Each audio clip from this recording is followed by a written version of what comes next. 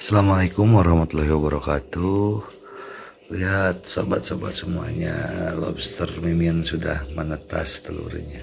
Bab 741 Phoenix membunuh 4 orang dengan satu gerakan. Keesokan paginya, ketika Li Ruoxi dan yang lainnya bangun, Ji Fei sudah menyiapkan sarapan. Di mata Ji Fei, selama kita tidak membicarakan masalah emosional, semua orang adalah teman.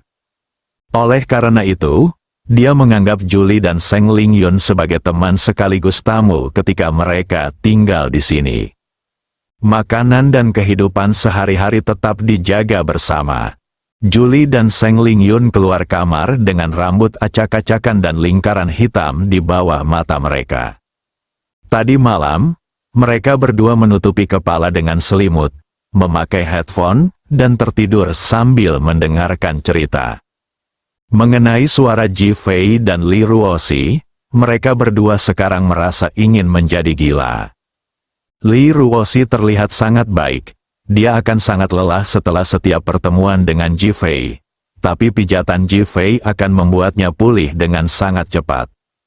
Ji Fei melirik kedua wanita itu, "Hei, biar ku beritahu, wanita harus menikah lebih awal. Kalau tidak, akan mudah menjadi tua."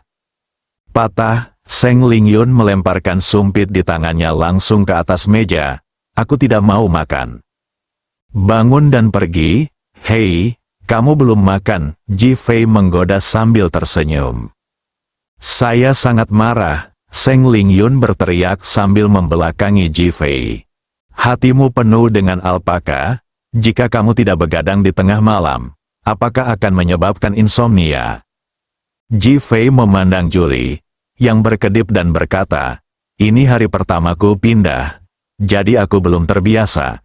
Aku akan segera terbiasa." Setelah mengatakan itu, dia melihat ke arah Li Ruoxi dan berkata, "Saudari Ruoxi, jika kamu mendapati dirimu tidak mampu mengatasinya sendirian, ingatlah untuk meneleponku." Engah, Ji Fei langsung menyemprotkan susu ke mulutnya. "Ji Fei, apakah kamu minum terlalu banyak susu tadi malam?" Goda Julie sambil tertawa. Ji Fei, dia dikalahkan oleh Julie. Gadis ini berani mengatakannya. Li Ruoxi juga tidak bisa berkata-kata. Berpikir bahwa Julie bersembunyi di sini karena bahaya, dia tidak bisa berkata apa-apa. Pada akhirnya, dia hanya bisa menatap Ji Fei dengan galak.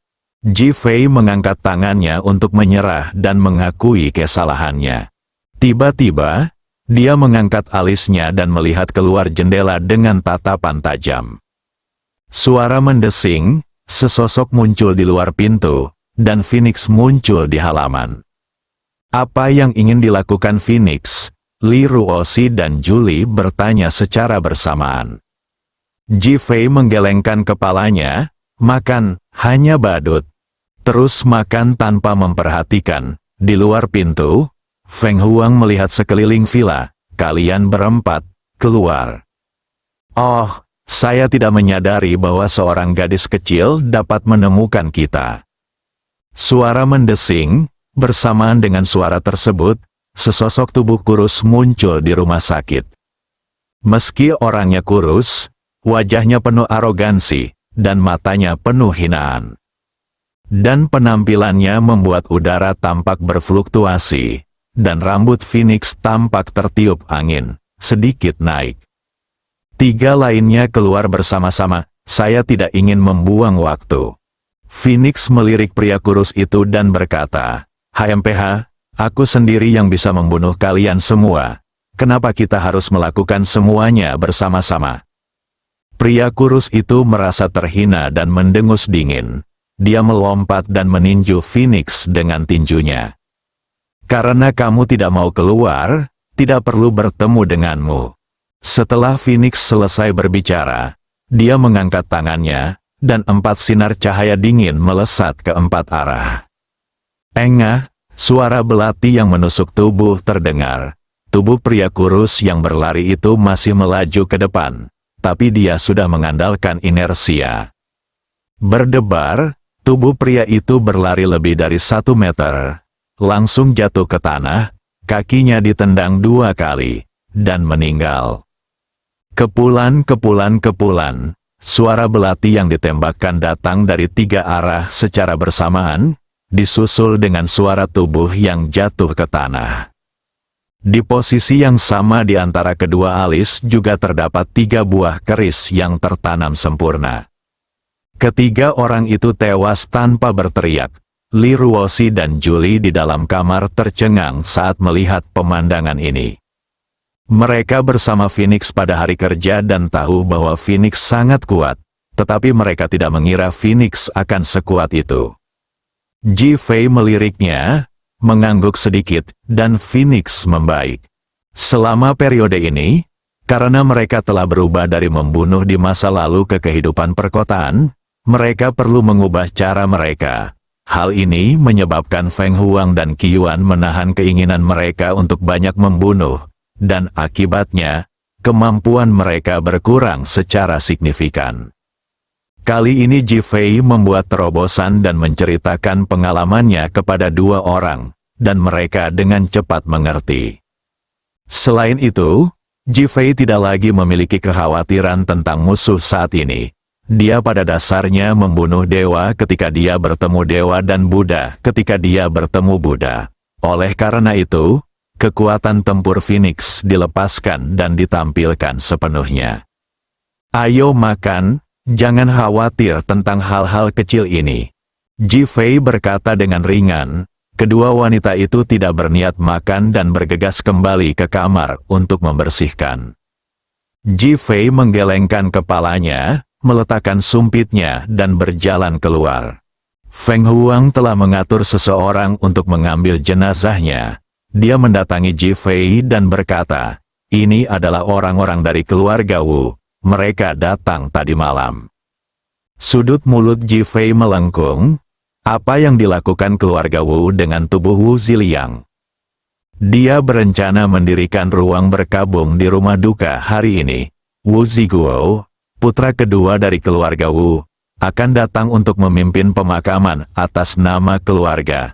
Pada saat yang sama, keluarga Wu telah mengumumkan bahwa mereka akan menarik semua investasinya di Provinsi Ningjiang. Sekarang ada banyak kekacauan di Provinsi Ningjiang. Oh, Ji Fei mencibir, bukankah An Wendong akan menjadi semut di panci panas? Wajah Ji Fei penuh ejekan dan penghinaan ketika dia memikirkan An Wendong memintanya untuk menyelamatkan Wu Ziliang yang telah menipu putrinya. Seorang Wendong sepertinya sangat diam kali ini dan tidak mempedulikan masalah ini. Saya mendengar bahwa Chen Fei Group siap mengambil alih investasi Wu Group di Provinsi Ningjiang. Menarik, apakah kita membuat gaun pengantin untuk Chen Fei Group? Ji Fei berkata sambil setengah tersenyum. Phoenix menundukkan kepalanya dan tidak berkata apa-apa. Suruh seseorang mengambil jenazahnya dan ayo pergi ke rumah duka. Ji Fei berkata dengan ringan, ke rumah duka. Phoenix bertanya dengan rasa ingin tahu. Orang mati adalah yang paling penting, jadi kita harus pergi memeriksanya. Dan karena kita mengumpulkan mayat untuk keluarga Wu, pasti ada manfaatnya bagi kita, bukan begitu? Senyuman dingin muncul di bibir Ji Fei. Saya mengerti, saya akan segera mengaturnya. Setelah Phoenix selesai berbicara, dia segera membuat pengaturan. Di dalam rumah duka kota Ningjiang, ratusan mobil mewah diparkir di luar, dengan bunga putih di depan setiap mobil. Orang yang masuk dan keluar semuanya berpakaian hitam, dengan ekspresi serius dan kesedihan yang mendalam di wajah mereka. Pada saat ini, ada peti mati kristal di aula terbesar rumah duka, dan Wu Ziliang sedang berbaring dengan tenang di dalam. Meski sudah dirawat, namun tubuhnya masih dimutilasi dan mengenaskan. Banyak orang yang melihatnya bergegas pergi seolah-olah melihat hantu jahat. Mereka sangat ketakutan dengan keadaan ini. Di sebelahnya, seorang lelaki tua berusia 60-an berpakaian seperti kepala pelayan tua sedang menyambut para tamu. Wajahnya muram dan matanya dipenuhi niat membunuh. Di depan pintu rumah duka, berdiri seorang pemuda berusia 20-an, dengan perawakan kuat dan ekspresi membunuh. Meskipun dia berdiri di sana tanpa mengucapkan sepatah kata pun, wajahnya masih penuh dengan niat membunuh. Ada lebih dari selusin orang berpakaian seperti bawahannya berdiri di sekelilingnya, dan semua orang memasang ekspresi marah di wajah mereka. Dan setiap kali mereka melihat tamu yang melihat tubuh Wu Ziliang dan membuat dirinya ingin muntah lewat, kemarahan di hati mereka semakin meningkat. Saat ini, BMW Ji Fei masuk, diikuti oleh sebuah van. Bab 742. Bagaimana Anda ingin mengkompensasi hal ini? Didi, mobil Ji Fei masuk dan membunyikan klakson terlebih dahulu. Van di belakang juga membunyikan klaksonnya. Adegan yang awalnya menyedihkan langsung menjadi sangat menjengkelkan dan bahkan tegang karena suara-suara ini. Wu Ziguo sudah mudah tersinggung. Ketika dia mendengar seseorang membunyikan klakson mobil dengan keras, dia langsung marah dan melangkah keluar. Qi Yuan sudah turun dari sisi penumpang van. Memegang petasan merah di tangannya, dia melambaikannya ke semua orang, mengeluarkan korek api, menyalakannya dengan keras, dan melemparkannya ke bawah van di sekitar mobil. Apa yang dia lakukan? Apakah dia merayakan kematian? Terlalu intimidasi untuk menyalakan petasan seperti ini di rumah duka, bukan? Apakah orang ini gila? Apa menurutmu keluarga Wu mudah ditindas? Semua orang di tempat kejadian banyak bicara. Wajah Wu Ziguo gelap seperti dasar pot. Saat dia hendak datang, kepala pelayan tua Wu Yong menahannya. Tuan, saya pergi. Setelah Wu Yong selesai berbicara, dia berjalan menuju Qi Yuan. Qi Yuan sedang melihat ke atas dan melihat ke dalam sambil tersenyum. Ketika dia melihat Wu Yong, dia dengan sengaja mengangkat alisnya. Mata Wu Yong menyipit dan dia menatap Qi Yuan, seperti seorang pemburu yang menatap mangsanya. Sobat, siapa di keluargamu yang meninggal? Ruang duka ini telah dipesan oleh keluarga Wu. Biasanya, tidak ada yang boleh datang ke sini untuk menangani pemakaman. Sekarang Qi Yuan melakukan ini. Wu Yong marah, jadi dia berbicara langsung dan bercampur amarah. Qi Yuan memandang Wu Yong dan berkata dengan gembira, "Anjing yang datang ke rumahku untuk menggigit orang sudah mati." Wajah Wu Yong langsung menjadi gelap, dan dia menatap Qi Yuan. Matanya berkontraksi, menunjukkan niat membunuh. Saat anjing itu mati, cari saja tempat untuk menguburkannya, jangan ganggu pemakaman kami di sini. Hahaha, Qi Yuan tertawa terbahak-bahak, tidak masalah jika anjing yang datang ke rumah saya untuk menggigit orang mati. Tapi saya harus memberitahu pemilik anjing itu, jika tidak, bukankah kematiannya akan sia-sia? Wu Yong mengerutkan kening dan menatap Qi Yuan, menunjukkan kebingungan. Qi Yuan melambaikan tangannya kepada pengemudi dan berkata, "Tarik anjing mati itu keluar dari sini." Sopir itu segera mengangguk dan berlari untuk membuka pintu van. Wu Yong melihat ke arah van itu. Berdebar, sopir itu menjatuhkan sesosok tubuh ke tanah. Saat Wu Yong mendengar suara itu, hatinya bergetar. Dia melihat sekeliling dengan cepat, dan ketika dia melihat wajah mayat itu, seluruh tubuhnya gemetar dan matanya melebar. Bukankah ini tuan yang penyendiri dari keluarga Wu? Orang-orang ini dipekerjakan oleh keluarga Wu dengan sejumlah besar uang dan disembah di rumah pada hari kerja.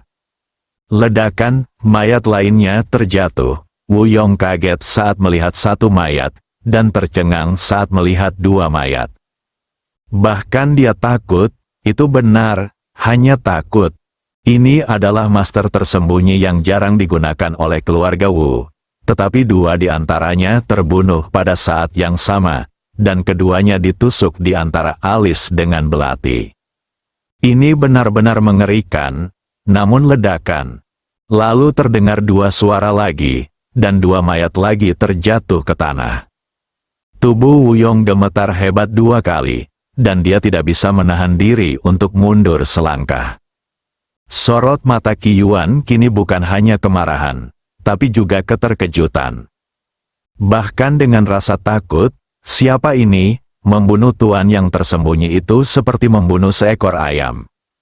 Tak terbayangkan, benar-benar tercengang, semua orang di tempat kejadian melihat Qi Yuan mengemudi dan membunyikan klakson mobilnya serta menyalakan petasan. Namun, ketika mereka melihat 4 mayat dibuang ke dalam mobilnya, mereka tiba-tiba merasa bahwa Qi Yuan tidak gila, melainkan gila. Di masyarakat ini, masih ada orang yang berani membunuh orang seperti ayam. Tak terbayangkan, benar-benar tercengang. Semuanya tenang, Wu Ziguo berdiri jauh, menatap ke sisi ini. Ketika dia datang, Wu Chengjun menyuruh pengurus rumah tangga tua Wu Yong untuk bertanggung jawab atas segalanya. Jadi ketika Wu Yong membuka mulutnya, dia menurut dan tidak datang. Sekarang setelah mayat-mayat itu dibuang keluar dari mobil, dan mayat 4 orang, bahkan pengurus rumah tangga tua Wu Yong pun terkejut. Hal ini membuat Wu Ziguo sangat marah dan kesal. Dia berjalan cepat dan berkata, "Pengurus rumah tangga tua, apa yang terjadi?" Dia tidak mengenal tuan-tuan tersembunyi ini. Wu Yong, pengurus rumah tangga tua, tentu mengetahui identitas orang-orang ini karena dia harus mengurus kebutuhan sehari-hari orang-orang tersebut. Wu Yong awalnya sangat marah, tetapi ketika dia melihat Wu Ziguo datang, dia dengan cepat menahan amarahnya dan berkata sambil tersenyum, "Saya tidak tahu apa yang akan mereka lakukan, tidak apa-apa. Ayo kembali." Dia khawatir Wu Ziguo akan marah dan berkonflik dengan Qi Yuan.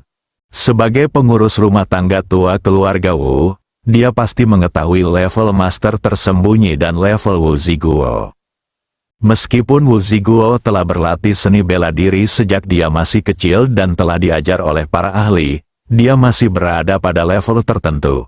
Tetapi dibandingkan dengan master tersembunyi, ada perbedaan besar. Sekarang keempat tuan yang tersembunyi telah dibunuh bersama. Jika Wu Ziguo mengambil tindakan secara langsung, bukankah dia mencari kematian? Ketenangan pikiran, ini adalah strateginya, jadi dia segera membujuknya. Wu Ziguo tidak mengenali Qi Yuan. Meskipun dia sedikit marah dengan perilakunya sekarang, dia tetap menahannya. Berbalik dan pergi, Qi Yuan terkekeh. "Apa? Anjing itu datang untuk menggigit orang, dan sekarang setelah mati, tidak ada yang akan datang untuk mengklaimnya." Otot-otot di wajah Wu Yong berdenyut, dan cahaya dingin di matanya terus berkedip, dan dia akhirnya menekannya. "Saya tidak tahu apa yang Anda bicarakan. Kami bahkan tidak mengenal orang-orang ini." Wu Yong ingin terus berpura-pura. Wu Ziguo ingin berbicara, tapi Wu Yong menghentikannya. Ji Fei mendengar dengan jelas di dalam BMW. Dia membuka pintu mobil dan keluar perlahan. Ji Fei, ketika Wu Ziguo melihat Ji Fei, dia merasa seolah-olah hatinya telah ditusuk. Dia marah dan mudah tersinggung pada saat yang bersamaan. Ji Fei memandang semua orang yang hadir. "Apakah nama Ji Fei familiar bagi semua orang? Mengapa kamu merasa seperti aku seorang bintang?" Humor, ejekan, namun, mendengarnya di telinga Wu Ziguo sangatlah menyenangkan. Mendengus, "Ji Fei, kamu masih berani datang ke aula duka kakakku. Apakah kamu ingin membayar dengan nyawamu?" Setelah Wu Ziguo selesai berbicara, dia melambai kepada orang-orang yang baru saja berdiri di sampingnya. Suara mendesing, lebih dari selusin sosok datang langsung ke Ji Fei dan mengelilinginya. Bising, Qi Yuan tiba-tiba mengatakan sesuatu. Kemudian tubuhnya bergerak seketika. Sebelum orang-orang di sekitar Ji Fei dapat berbicara atau bahkan bergerak, mereka melihat bayangan melintas. Kemudian mereka kehilangan kesadaran dan bahkan tidak menjerit. Qi Yuan memandang Wu Ziguo. "Apakah kali ini sepi?" Mendesis, Wu Ziguo menarik napas, dan matanya tertuju pada keempat mayat itu lagi. lalu menatap Wu Yong dengan tatapan verifikasi. Apakah mereka benar-benar kuat? Anda harus tahu bahwa dia dan anak buahnya semuanya adalah anggota aliansi seni bela diri. Dan dia adalah murid langsung dari pemimpin aliansi seni bela diri. Bahkan jika dia adalah master dari aliansi seni bela diri, itu tidak mudah menjatuhkan lebih dari selusin orang dengan satu gerakan. Ini Wu Ziguo sedikit terkejut dan tidak dapat memahaminya. Wajah Wu Yong muram. Ji Fei, kamu tidak diterima di sini. Silakan pergi sekarang. Di saat-saat kritis, dia lebih tenang. Ji Fei sedikit mengangkat sudut mulutnya dan menatap Wu Ziguo. Kamu baru saja mengatakan kamu ingin aku membayar dengan nyawaku, kan? Ya, adikku mati karena kamu, jadi kamu harus membayar dengan nyawamu. Wu Ziguo tidak bisa menunjukkan kelemahannya di depan umum. Jadi dia berkata dengan keras. Ji Fei mengangguk. Kamu mengatakan ini. Tapi aku ingat satu hal. Gedung grup Jianghuaku runtuh karena saudaramu, dan dia meninggal di dalam. Sekarang gedung perusahaanku runtuh. Feng Shui-nya tidak bagus. Jadi kamu bagaimana tentang kompensasi? Bersambung.